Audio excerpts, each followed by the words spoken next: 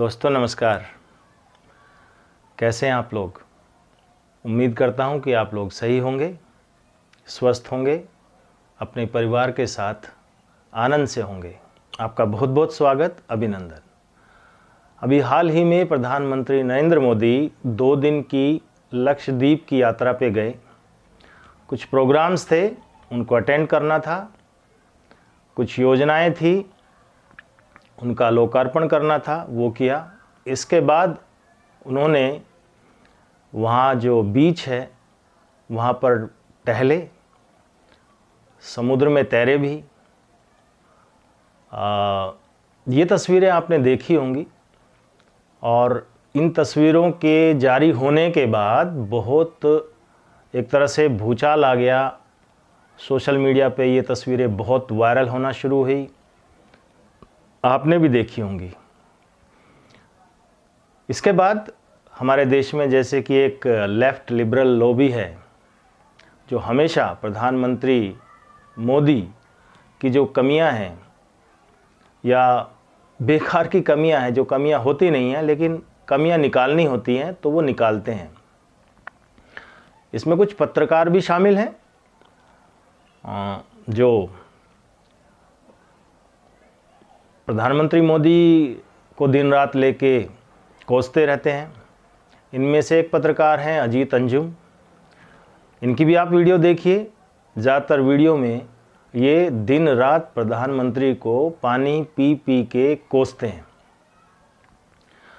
यात्रा की जैसे ये फ़ोटो वीडियोस वायरल हुई तो ये अपना इन्होंने चिल्लाना शुरू कर दिया कि देखिए साहब, प्रधानमंत्री तो कहा जाता है कि 24 घंटे काम करते हैं और वो ये प्रयोग कर रहे हैं कि कैसे 24 घंटे जो है जगा जाए, वो सिर्फ 2 ही घंटे सोते हैं। बीच पे बैठे हुए हैं, कुर्सी जो है बैंत वाली कुर्सी है उस पे बैठे हुए हैं, रेत में धंसा के बैठे हुए हैं, नज़ारा ले रहे हैं, समुद्र की लहरें गिन रहे हैं।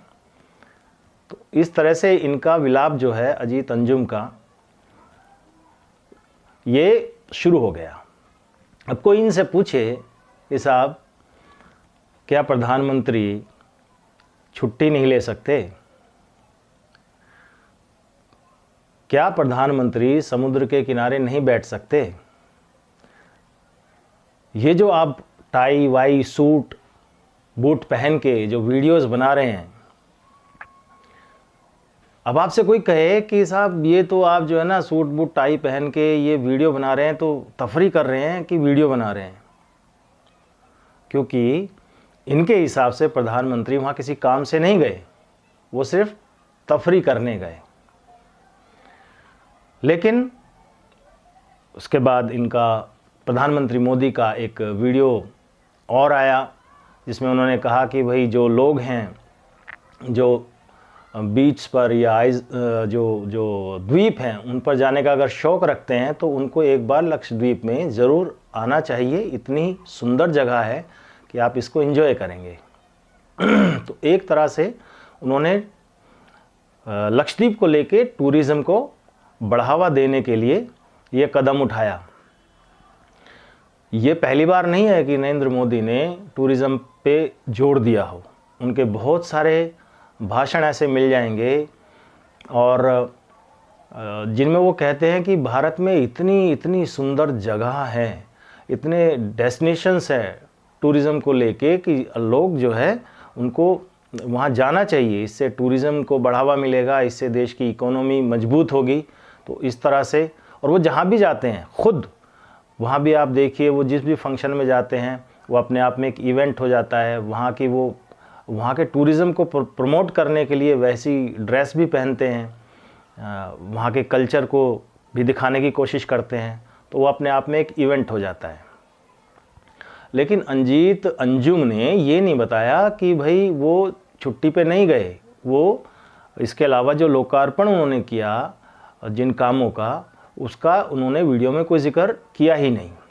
उन्हें लगा कि भाई मोदी तो सिर्फ देखिए छुट्टी नहीं मनाते, लेकिन तो देखिए छुट्टी मना रहे हैं। तो इस तरह से इनकी रिपोर्टिंग है, क्या ही कहा जाए। इससे पहले लक्षद्वीप की अगर हम बात करें तो यहाँ पर 93% जो है वो मुस्लिम पॉपुलेशन है। अधिकतर जो काम है वो नारियल का और मछली वगैरह से जुड़े हुए कारोबार हैं। तो बहुत ज़्यादा यहाँ की इकोनॉमी अच्छी नहीं है, एक तरह से कहिए कि दरिद्रता है। और इतना अच्छा टूरिज़्म होते हुए भी वहाँ दरिद्रता रहे तो कैसा वहाँ का शासन रहा होगा और कैसे वहाँ पर अब तक व्यवस्था रही होंगी, ये समझना कोई मुश्किल काम नहीं है। इससे पहले जब लक्षद्वीप कभी चर्चा में आया तो वो भी एक कांग्रेस के टूरिज़्म की वजह से ज़्यादा चर्चा में आया। आपको याद होगा कि राजीव गांधी यहाँ पर जो घूमने गए थे नौसेना के जहाज़ में, तो इन्होंने अपनी एक प्राइवेट जो बना रखी थी डेस्टिनेशन, इसको उसकी तरह ये यूज़ करते रहे लक्षद्वीप को। यही नहीं, 480 किलोमीटर के आसपास है यहाँ से लक्षद्वीप से कोची। अगर आपको लक्षद्वीप में घूमना है तो पहले कोची जाइए, वहाँ से परमिशन लीजिए। एक लैंड से दूसरे लैंड पर जाना है तो उसके लिए अलग से परमिशन है, उसके लिए कहीं और जाइए। तो इस तरह से इन्होंने टूरिज़्म को वहाँ एक तरह से इसको बढ़ावा नहीं, ये ख़त्म ही किया, जिसकी वजह से आज वहाँ की जो पॉपुलेशन है वो सफ़र कर रही है। तो अब देखिए, इसमें जो नेता हैं कांग्रेस के नेता, उनके भी उलूल जुलूल बयान जो है वो आने शुरू हो गए।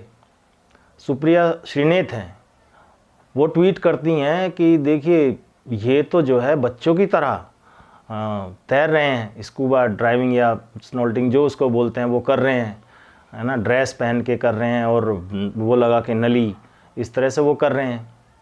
लेकिन राहुल गांधी तो देखिए ये तो सीधे जंप करते हैं। तो असली मर्द जो है राहुल गांधी हैं। तो अब बताइए, इसमें जो है यहाँ भी इस तरह के ट्वीट्स हैं। फिर दूसरी चीज़, जब ये टूरिज़्म को जो बढ़ाने के लिए ये जो काम किया प्रधानमंत्री मोदी ने, इससे जो पास में जो है मालदीव है, उस वहाँ से भी लोगों के जो है बड़े उल्टे सीधे बयान आए। अभी हुआ क्या है, मालदीव में कुछ महीने पहले ही वहाँ पे सत्ता का परिवर्तन हुआ है और जो नए वहाँ पर सत्ताधारी आए हैं उनका नाम है मोहम्मद मोइचू। और इनका जो झुकाव है वो चाइना की तरफ ज़्यादा है। अब चाइना की तरफ ज़्यादा होने के लिए अब उसमें हो भी क्या रहा है कि चाइना ने इनको, मोइचो को, अपने यहाँ एक बहुत बड़ा फंक्शन कर रहे हैं जिसमें चीफ गेस्ट ये जा रहे हैं, शायद पत्नी के साथ जाएंगे, और रात्रि भोज का भी वहाँ पर व्यवस्था की गई है इनकी। अब है क्या कि हिंद महासागर में लक्षद्वीप में भारतीय नौसेना एक समझौते के तहत काफ़ी लंबे समय से काम कर रही है। वहाँ कुछ हाइड्रोफोबिक कुछ सर्वेज होते हैं जिसमें भाई समुद्र में क्या क्या संभावनाएं हो सकती हैं या वहाँ के स्पीसीज़ के लिए क्या क्या किया जा सकता है, क्या क्या है वहाँ पर। तो इस तरह के सर्वे वहाँ पर होते रहते हैं। तो ये एक समझौते के तहत होता है। और अब जो है ये समझौता जो नए वहाँ पर अध्यक्ष चुने गए हैं ये कैंसिल करना चाहते हैं। जब इनका शपथ ग्रहण समारोह हुआ था तो किरण रिजिजू जो हैं, जो अर्थ साइंस मिनिस्टर है, उनको बुलाया और उनको उसी वक्त कह भी दिया कि भाई अपनी ये नौसेना वगैरह ये जो है यहाँ से हटाइए आप। और इनका जो नारा था मोइचू का, क्योंकि अपोजिशन में थे, तो इनका नारा था इंडिया आउट। इंडिया मतलब ये नहीं चाहते कि इंडिया की नौसेना वहाँ पर सर्वे करे और इंडिया को वहाँ से हटाना ये लोग चाहते हैं। तो ये सरकार इसी बेस पर लड़के सत्ता में आई और चीन की तरफ ज़्यादा झुकाव होने की वजह से अब ये नहीं चाहते कि इंडिया इस टेरिटरी में और रहे।